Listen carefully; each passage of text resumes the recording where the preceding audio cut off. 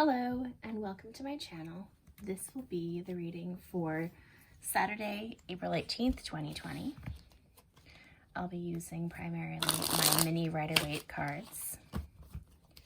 I have pre-shuffled these and I'll do a little bit more shuffling before I start. I haven't used these cards in a little while.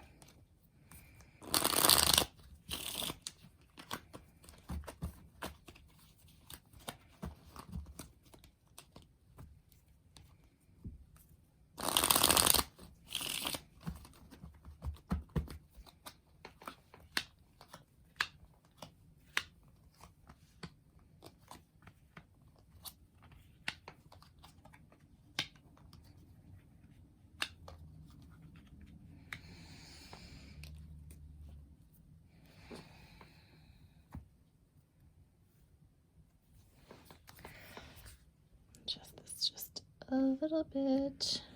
There we go. Okay.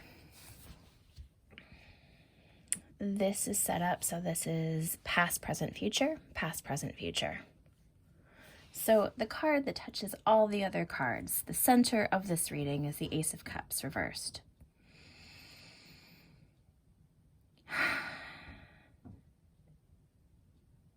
Either when a card is reversed, its energy is either a little bit blocked of the card or hasn't yet come in,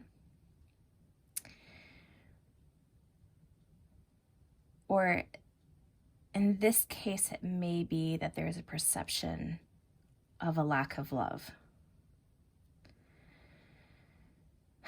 There is an unhappy person, or a person here who has not been very loving.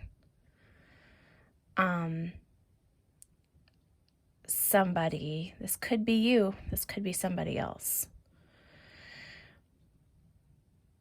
who is not in touch with their emotions, who may be unkind to themselves or others, or who is not in a position to give romantic love or to demonstrate love in another manner to somebody else.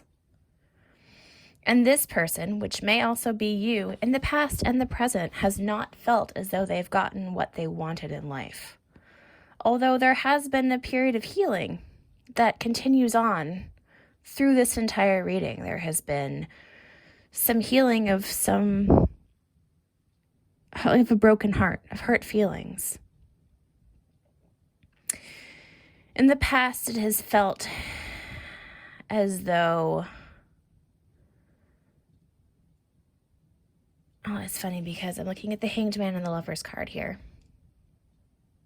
And this lack of an ability to prepare for the future.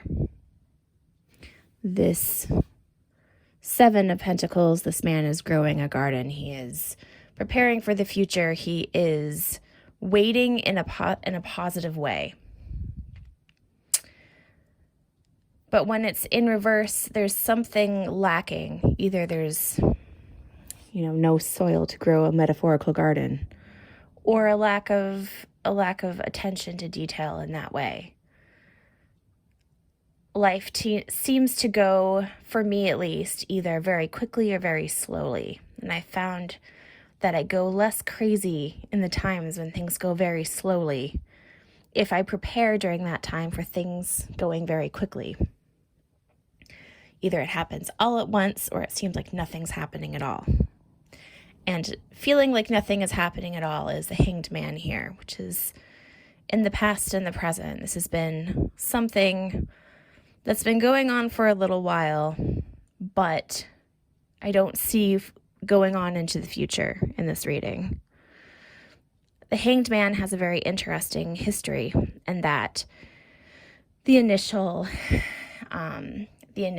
idea for this card, or the history of this card, goes all the way back to Odin, who sacrificed himself to himself in a tree. He did a lot. It's this idea of suspending oneself to gain wisdom. And when you are dealing with the Hanged Man, it can feel as though nothing is happening, and it can be extremely frustrating. And it is definitely a call to be patient and to go within and to recognize that sometimes when our lives are put on pause, it's for a reason, which sounds extremely like a stupid thing to say during this coronavirus outbreak. I guess that is literally true. Many people's lives are being put on hold for a reason. But I feel like emotionally or on a smaller scale, sometimes we are called to just hang on, to be patient, to go within. That things will move forward soon, but it's not quite the time to do so. Now, in the past and the present here, I see the Lovers. And the Lovers has a few applications. The first is that of love, real, true love. And by true love, I mean not movie love, but caring and choosing to be loving towards others. Romantic love, but not necessarily. But more importantly than that, the Lovers is a card of choices, of major choices. When you choose to be with somebody, you choose to not go on the path by yourself, but change many things and go on a slightly different path. It's a bifurcation in your direction. And the Lovers can sometimes speak to just that kind of choice. It doesn't have to be about a love relationship or a choice. Here it seems as though it very well might, especially since the bottom of the deck has the King of Cups. The King of Cups and the Queen of Cups, they don't have to be man and woman. They can be same-sex partners. They can be whatever. The Queen of Cups and the King of Cups have slightly different and complementary energies, and they represent a loving couple together. It may be as though one of these people has a lot of healing to do and cannot yet be in a relationship with this other person. Male or female, gender does not matter in this reading at all. Gender does not matter at all to this reading, but partnership. One person is not ready for this partnership, and the other, maybe. It seems to be. Now, the Seven of Cups here in reverse is really nice. I'm not going to use the word omen, although that's the first word that comes to mind. But it's a nice card to see here. The Seven of Cups can be about too many choices. It can be about being overwhelmed with those things around you to the point of just being completely in the dark, just so completely befuddled by what's in front of you. Too many options, not able to see what possibly could happen next. But in reverse, it implies a bit of clarity. Sometimes we don't get to make our own choices. Sometimes we forget that we are part of a bigger populace, part of a collective unconscious, part of, I'm not going to say not a tapestry, but, part of a network of things that sometimes life has changes and curveballs that we do not expect. In fact, it often does.